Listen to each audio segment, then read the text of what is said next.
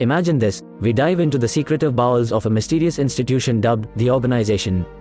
It's like a brainwashing boot camp but for pint-sized assassins. Hair, shaved off. Identity, a mere barcode tattooed on the noggins. From toddlers, these kids are turned into lean, mean, fighting machines with skills in snapping necks as easily as pencils. Fast forward to a stereotypically gloomy London night, because what else sets the mood for drama? Picture our man, Interpol agent Mike Whittier, just clocking off. Home sweet home? Not quite. As he steps in, something's eerily off. Bingo! The living room's as dark as a bat cave. Just as he's about to reach for his gun, bam!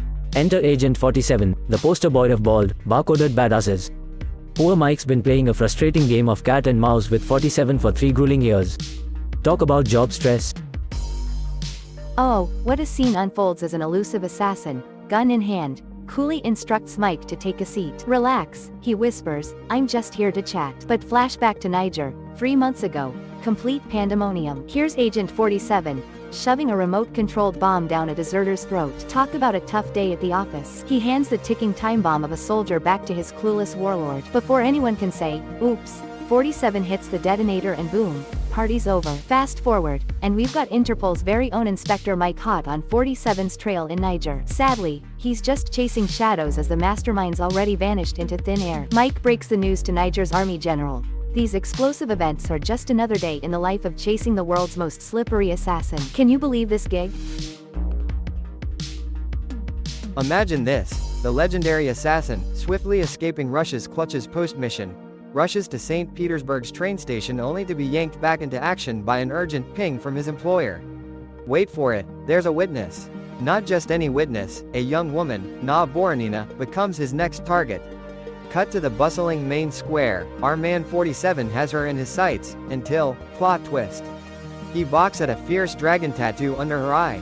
Just then, out of nowhere, another assassin guns for 47. It's chaos, but our hero isn't hanging around for autographs. He darts out of there. Meanwhile, Detective Mike hotfoots it into Russia, only to hear his man, Mick, dodge the bullet. Literally, the intrigue never ends.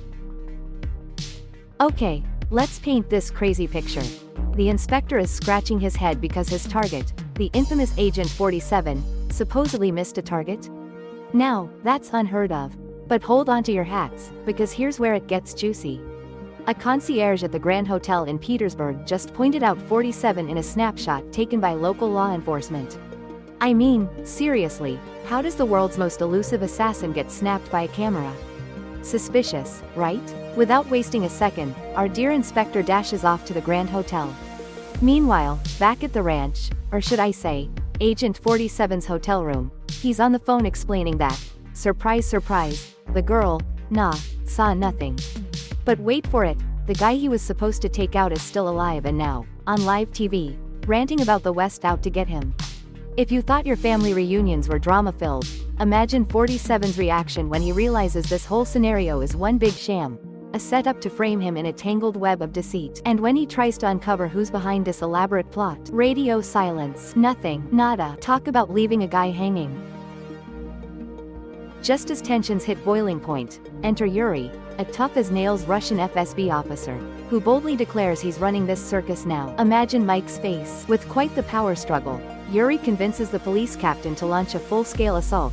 Talk about escalating quickly. Meanwhile, as special forces charge up the stairs, guns ready, our elusive hero, 47, gets a juicy tidbit from Diana, his mysterious handler. Plot twist. His boss, Mikhail, is the client and he's the target. Talk about a bad day at work. But wait, the drama's not over. As the armed squad creeps to his door, they unknowingly step right into 47's cleverly laid trap. Boom, door bomb activated. Instant chaos, and I bet 47's just smirking behind that door. And off we go. Just as the burly thugs batter down the door, our hero, 47, lights the fuse to an explosive getaway, literally.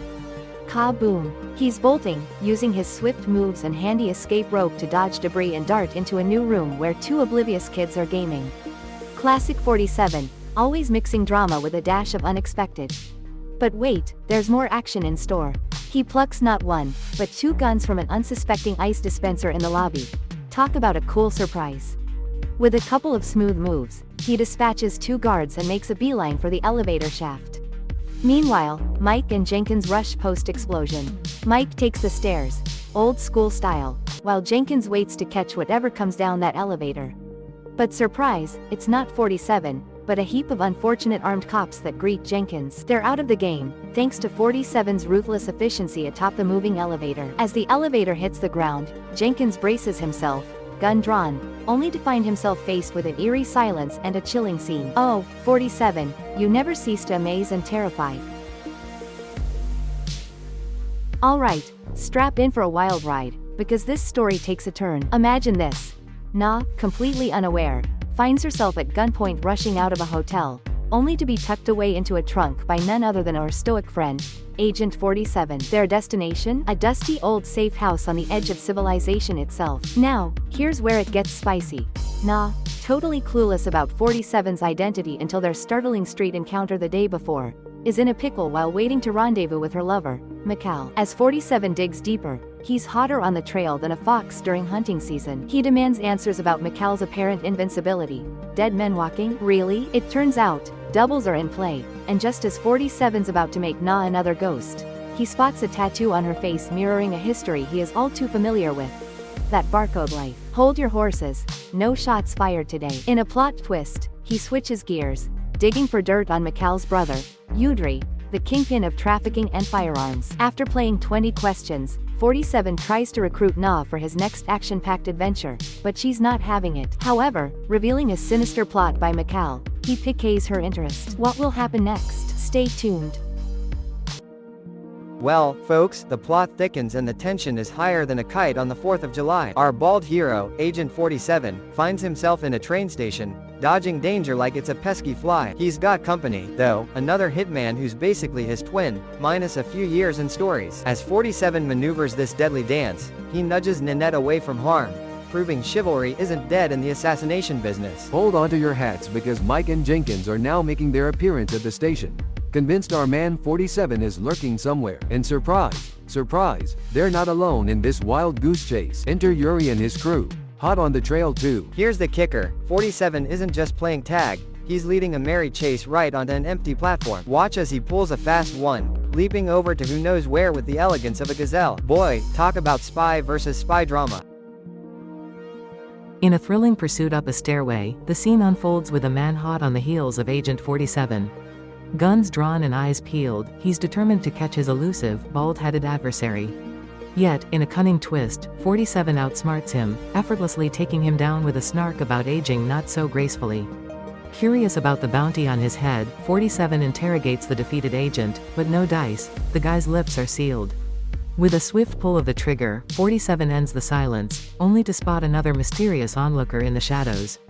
Flash forward to a deserted train, and boom, Agent 47 is face-to-face with 3 doppelganger agents. It's a guns-drawn standoff until 47, ever the gentleman, suggests a more honorable duel, with blades. But alas, it's a trap. The trio lunges in unison, a clear ambush. Yet, they're no match for 47. With lethal precision, he dispatches them one by one, topping it off by booting the final foe out of the train and ending him with a signature strangle. Talk about an action-packed showdown. Alright, strap in. Imagine speeding down the highway when suddenly, you're stopped and someone with a gun tells you they're your personal escort to the airport. Meanwhile, our sharpshooter 47 sets up a rooftop rendezvous with CIA's very own Officer Smith. Plot twist. Turns out, 47 knocked off the real male Bykov, but those sneaky Russian elites played switcheroo with a body double to puppeteer their political game. Now, 47's in the hot seat, but he's flipping the script. He strikes a deal to eliminate Male's bro, Udry, targeting a shady meetup with a drug dealer known as Price, also an unfamiliar face to Udry. And as any classy assassin would do, 47 takes Na on a little shopping spree in Istanbul for a killer dress before hitting a restaurant where Price likes to hang out. Talk about a dinner with a side of espionage. Things get really heated when our protagonist, Agent 47, cleverly secures a spot for 8 at the swanky joint.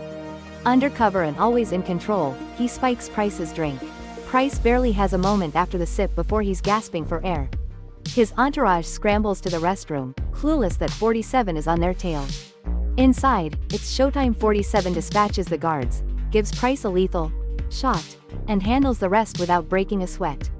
Next up, 47, with his Master of Disguise hat on, steps into Price's shoes and hits the club where Udry kicks it. A boozy Udry welcomes him, ready to wheel and deal, until, oops, he clocks the imposter. But instead of blowing 47's cover, he tries to pull a fast one, showing off his arsenal. Bad move, Udry. In a flash, bang, 47 flips the script, turns the club into a shooting gallery, and takes down Udry, no sweat. Smooth moves all night from our agent, right? Imagine this, Yuri wakes up in a real bind, literally. He's strapped down in a bathtub swamped with water, gripping a radio like it's his lifeline. The stakes? Oh, they're sky high. If he doesn't order the hit on Makal by 2:30 PM, ZZZ zap. He'll be the one fried by a generator's kiss of death. Cut to Makal's lookalike rocking up at the funeral with top-notch security. The guy strides up to the stage, bulletproof glass and all, ready to charm the pants off everyone. Meanwhile, Yuri's drowning in desperation, watching the clock tick down.